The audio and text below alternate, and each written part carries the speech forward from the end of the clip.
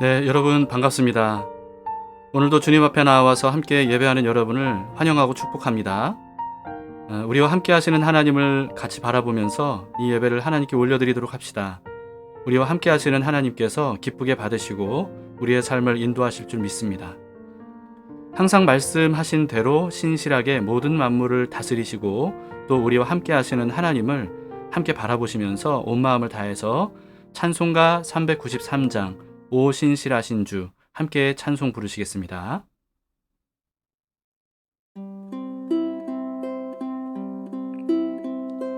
오 신실하신 주 내 아버지여 늘 함께 계시니 두려움 없네. 그 사랑 편찮고 날 지키시며 어제나 오늘이 한결같네.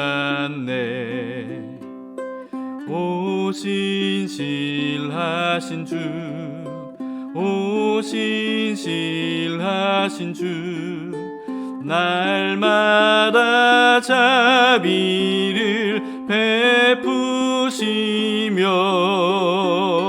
일용할 모든 것 내려주시니 오 신실하신 주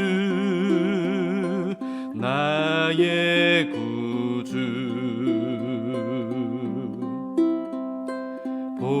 봄철과 또 여름 가을과 겨울 해와 달 별들도 다 주의 것. 만물이 주 영광 드러내도다. 신실한 주 사랑 나타내네. 오 신실하신 주, 오 신실하신 주, 날마다 자비를 베푸시며 일용할 모든 것 내려주시니 오 신실하신 주 나의 구주.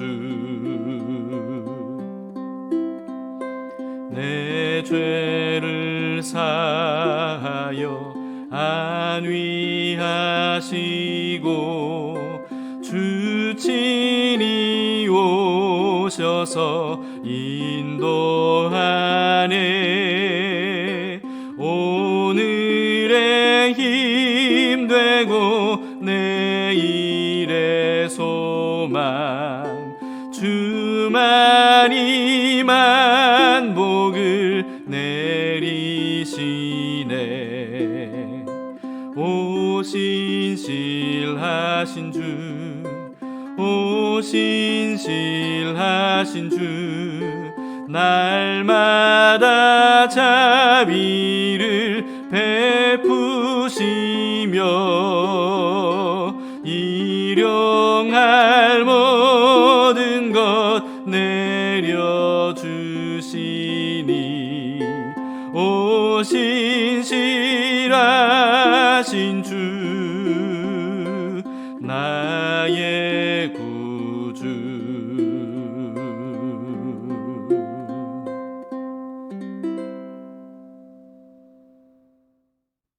오늘 말씀은 잠언 30장 18절에서 33절까지의 말씀입니다. 어제에 이어지는 아굴의 잠언입니다.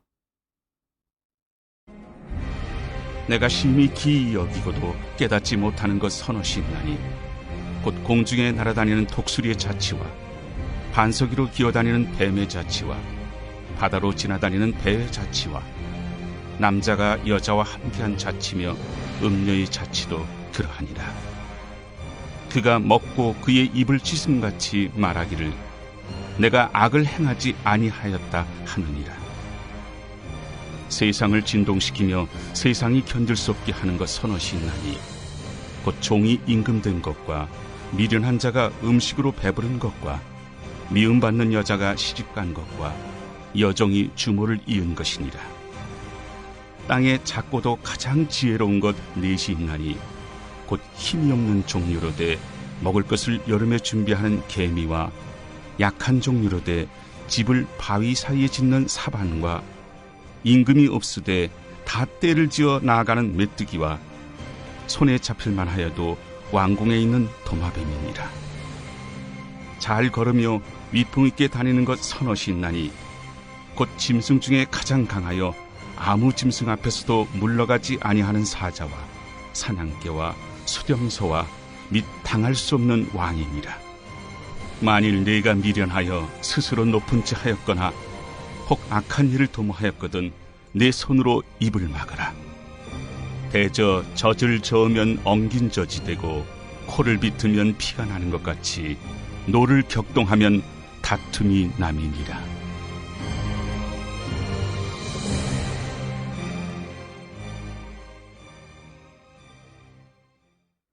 오늘 말씀은 아굴이 깨달은 네 가지에 대해서 알려주고 있습니다.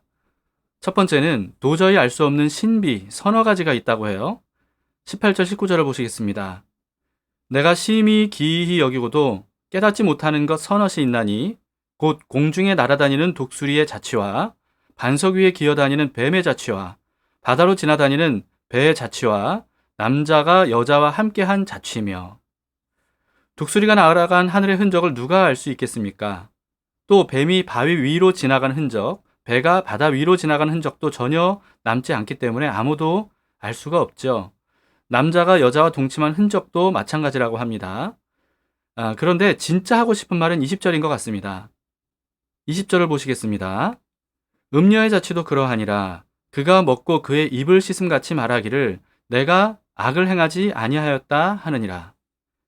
도저히 흔적을 찾아볼 수 없는 서너 가지처럼 음란한 여자가 자신이 한 음행에 대해서 시치미를 떼면 그 누구도 그 흔적을 발견할 수 없다라고 하는 뜻일 겁니다. 단지 음녀의 음행뿐만 아니고요. 남모르게 은밀하게 행하는 모든 죄들도 마찬가지겠죠. 사람은 본능적으로 자신이 지은 죄를 최대한 숨긴 후에 아무렇지도 않은 듯이 시치미를 떼곤 합니다. 죄인은 누구나 완전 범죄를 꿈꾸지 않겠습니까?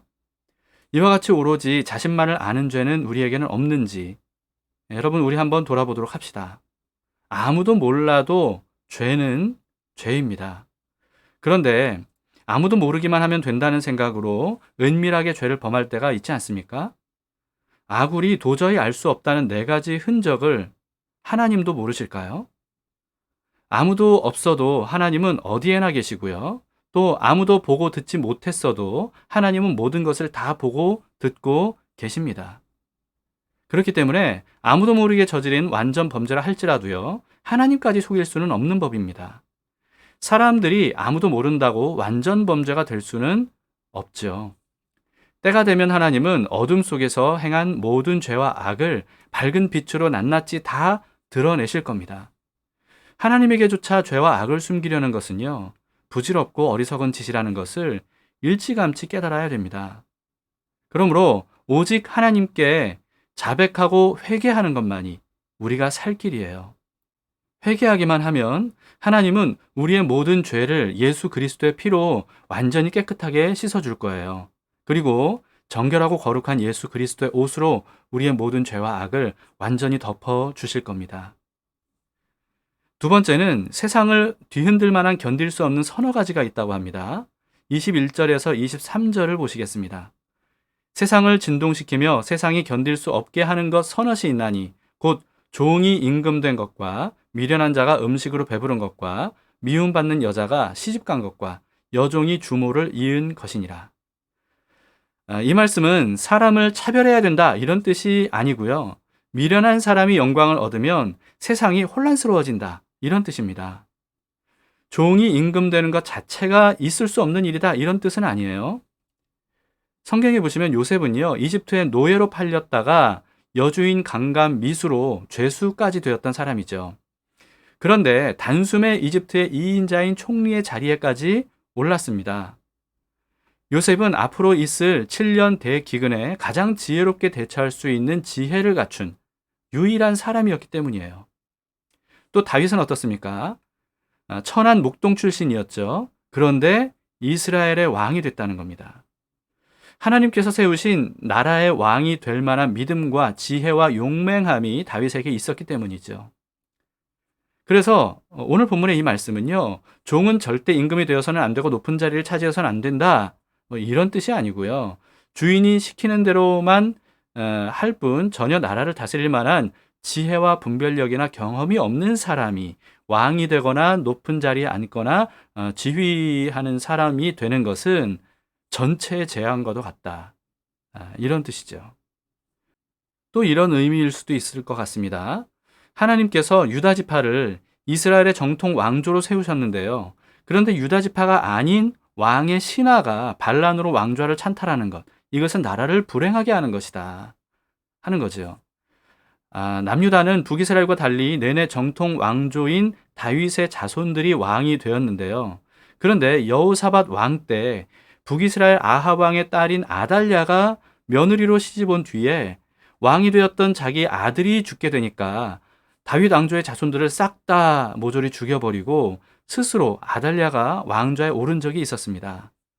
그때 아달랴는 성전을 폐쇄했고요. 그리고 온 나라를 바알과 아세라 우상들로 가득 채워서 나라 전체를 오염시켰었거든요.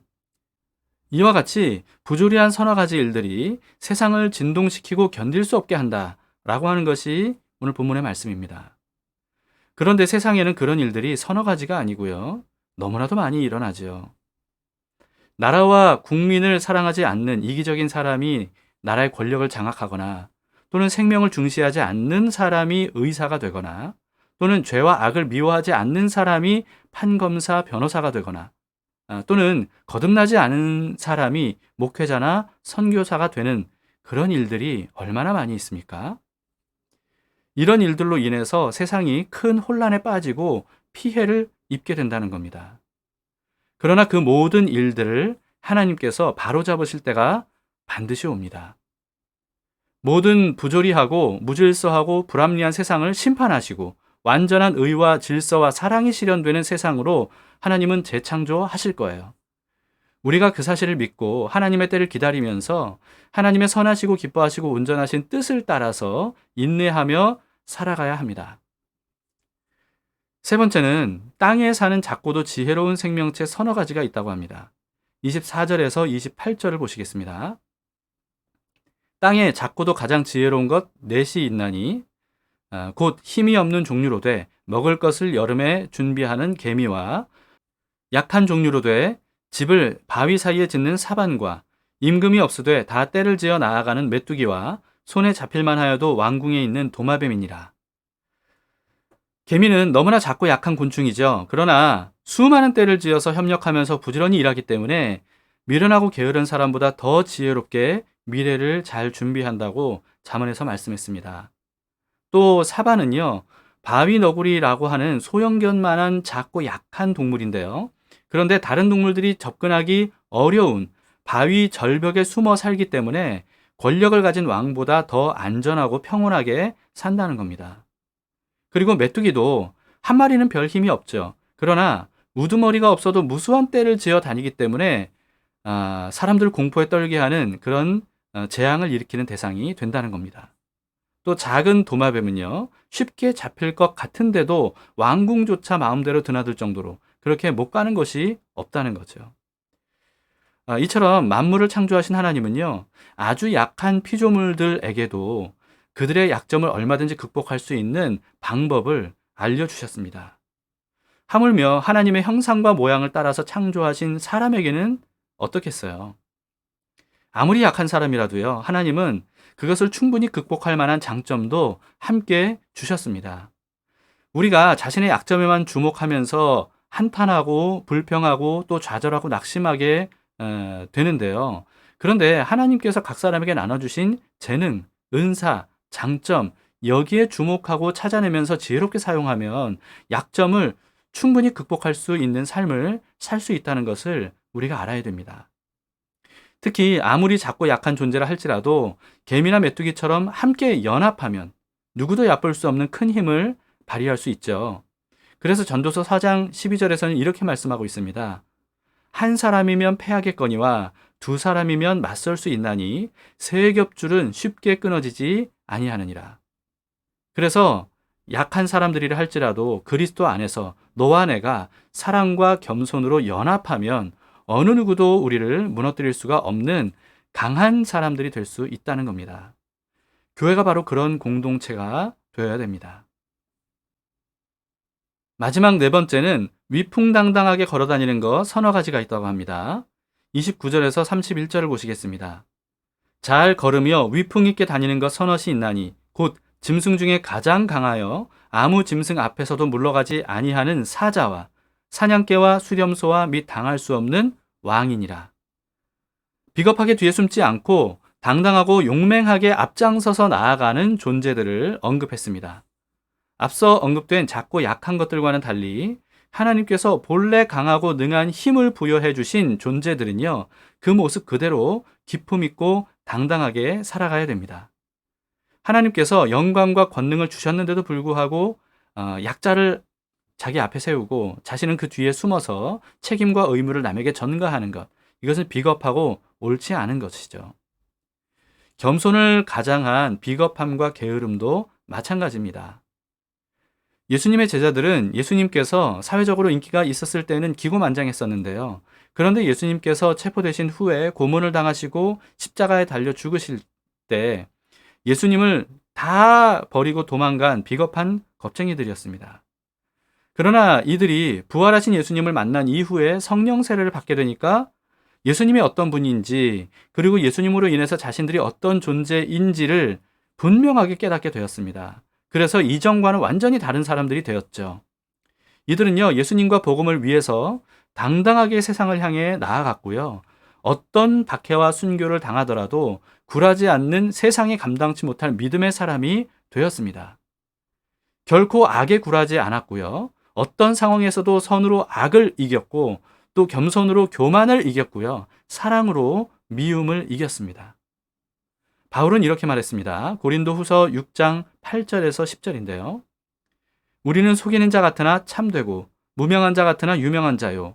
죽은 자 같으나 보라 우리가 살아있고 징계를 받는 자 같으나 죽임을 당하지 아니하고 근심하는 자 같으나 항상 기뻐하고 가난한 자 같으나 많은 사람을 부요하게 하고 아무것도 없는 자 같으나 모든 것을 가진 자로다. 우리가 예수 그리스도 안에 있으면 이런 사람이 된 겁니다. 왜냐하면 이미 그리스도로 인해서 만왕의 왕이신 하나님의 자녀가 되었기 때문이지요. 그런 우리가 아니면 세상 어느 누가 기품 있고 용감한 삶을 살 수 있겠습니까? 베드로전서 2장 9절에서는 이렇게 말씀합니다. 그러나 너희는 택하신 족속이요 왕 같은 제사장들이요 거룩한 나라요 그의 소유가 된 백성이니 이는 너희를 어두운 데서 불러내어 그의 기이한 빛에 들어가게 하신 이의 아름다운 덕을 선포하게 하려 하심이라. 우리가 예수님을 통해서 어떤 사람이 되었는지 분명히 깨달아서 그 정체성을 가지고 살아가도록 해야 됩니다. 우리는 왕 같은 제사장이 되었다는 거예요. 하나님의 택하신 족속이라는 겁니다. 거룩한 나라 그의 소유된 백성이 되었다는 거예요. 그래서 우리를 구원하신 분의 아름다운 은혜와 덕을 앞세우고 세상을 향해서 사랑의 복음을 선포하면서 나아가는 영광스럽고 기품이 있는 삶을 살아갈 수 있게 됐습니다. 우리 함께 그런 삶을 살아가도록 합시다. 32절을 보시겠습니다. 만일 내가 미련하여 스스로 높은 채 하였거나 혹 악한 일을 도모하였거든 내 손으로 입을 막으라. 기품 있고 당당하게 살아가는 것은 스스로 지혜롭거나 높은 채 하는 것을 의미하는 게 아닙니다. 스스로 지혜롭게 여기고 교만한 사람은 미련한 사람보다 더 미련하다고 한 말씀을 잊지 말도록 합시다. 진정한 기품과 또 당당함은요, 겸손과 온유에서 나옵니다. 그와 어울리지 않게 스스로 자신을 높이고 자랑하려는 말이 나오려 하거든 손으로 입을 막으라고 하시는 겁니다. 33절을 보시겠습니다. 대저 젖을 저으면 엉긴 젖이 되고 코를 비트면 피가 나는 것 같이 노를 격동하면 다툼이 남이니라.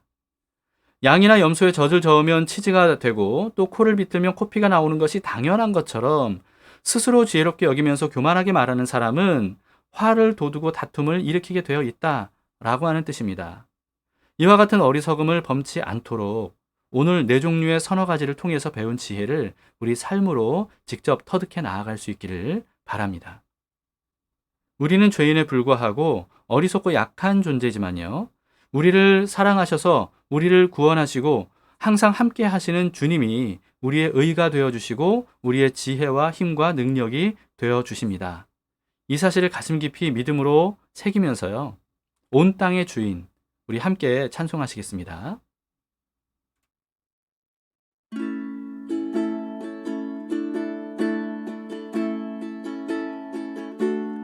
온 땅의 주인 되신 주님이 내 이름 아시며 상한 맘 돌보네.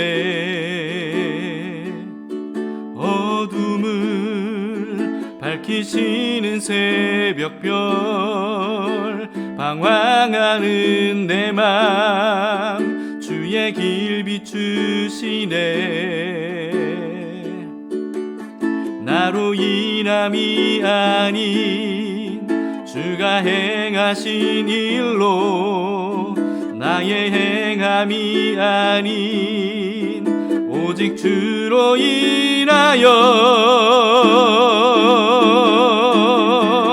나는 오늘 피었다 지는 이름 없는 꽃과 같네. 바다에 이는 파도 안개와 같지만 주는 나를 붙드시고 부르짖음 들으시며 날 귀하다 하시네.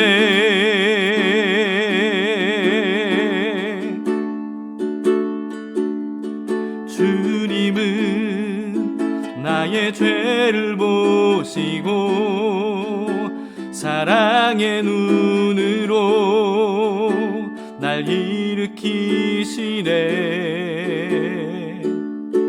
바다를 잠잠하게 하시듯 내 영혼의 폭풍 고요케 하시네.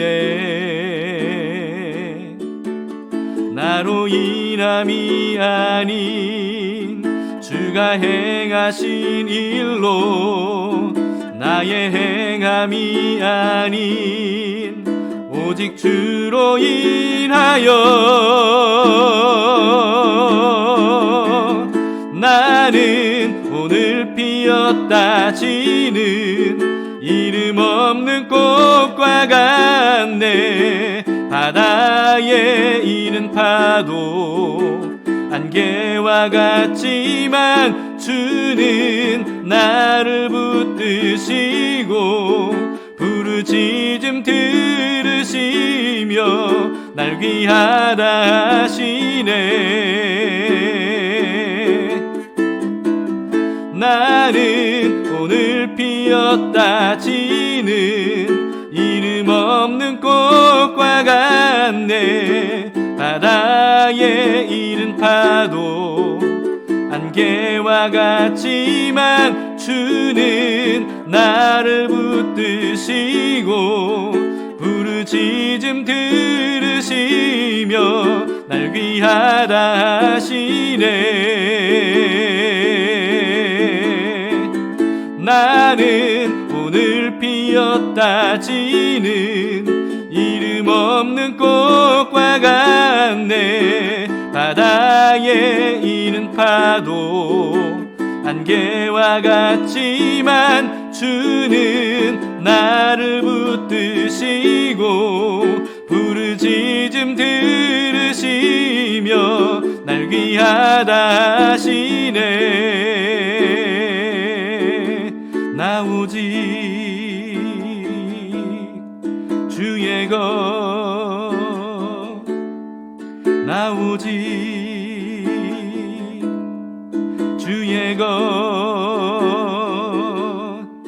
나 오직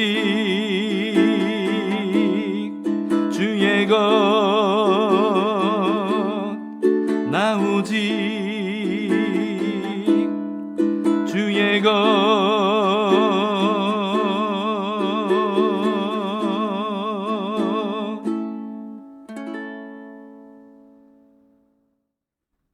함께 기도하시겠습니다. 하나님 아버지, 오늘도 말씀을 통해서 여러 가지 진리들을 우리에게 알려주셔서 감사합니다. 죄악된 인간들은 어떻게든 자신의 죄를 숨기면서 이 세상에서 그 죄와 악으로 삶을 사느라 세상을 부조리하게 만들지만, 그런 중에도 주님께서는 언제나 살아계시고 함께 해주셔서 약한 자들에게 필요한 은혜들을 베풀어 주시고, 또 높여주시고 강하게 해주셔서 위풍당당하고 또 기품 있게 살아갈 수 있도록 하심을 감사합니다. 하나님, 우리를 하나님의 자녀로 삼아주셔서 우리에게 귀한 은혜를 날마다 베풀어 주시고, 어떻게 하면 이 세상을 기품 있게 살아갈 수 있는지를 늘 알려주시며 지혜를 가르쳐 주셔서 감사합니다. 그 말씀을 따라서 우리가 담대하게 믿음으로 세상을 향해 나아가 살기를 원합니다. 결코 주눅들지 않게 하시고, 또 악한 자들을 그 형통함을 보면서 부러워하거나 분노하지 않게 하시고, 그리고 결국은 하나님께서 이루실 모든 일들에 대하여 우리가 믿음으로 바라보며 기쁘게 살아가는 저희들 될 수 있기를 원합니다. 그런 삶을 살아갈 수 있도록 언제나 우리의 눈을 뜨게 해주시고 말씀으로 우리를 깨우쳐 주셔서 진리요 또 우리의 등대이신 주님의 말씀을 따라서 우리가 곧바로 나아가는 믿음의 사람들이 될 수 있도록 도와주시옵소서. 좌로나 우로나 치우치지 않도록 우리의 발걸음을 선하게 인도해 주시고, 세상의 사람들이 뭐라고 말하든지 하나님께서 하시는 말씀을 따라서 달려나아가는 저희들이 될 수 있도록 도와주시옵소서. 오늘도 예배를 통해서 주님 앞에 우리가 예배드리며 무릎 꿇고 우리의 삶을 맡겨드리오니, 주님께서 우리의 삶을 기쁘게 받아주시고 주님께서 원하시는 선하시고 기뻐하시고 온전하신 뜻을 따라서 우리의 삶을 인도해 주시기를 원합니다.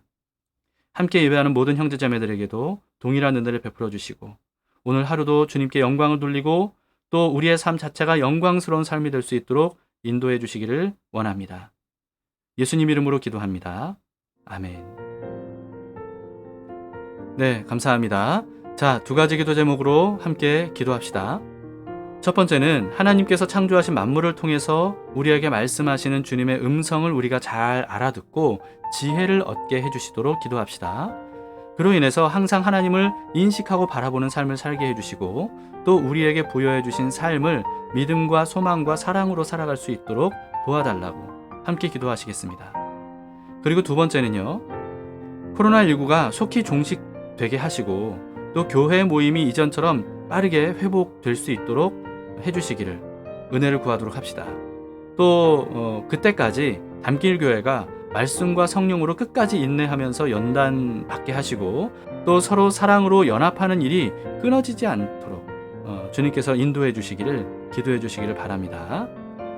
자, 오늘도 우리가 오늘 말씀을 따라서 세상의 부조리한 속에서도 약한 자를 도와주시고 또 세상을 향해서 담대히 나아가서 승리할 수 있도록 하시는 그 주님의 은혜를 소망하면서 또 믿음으로 바라보면서 담대히 살아갈 수 있기를 축복합니다.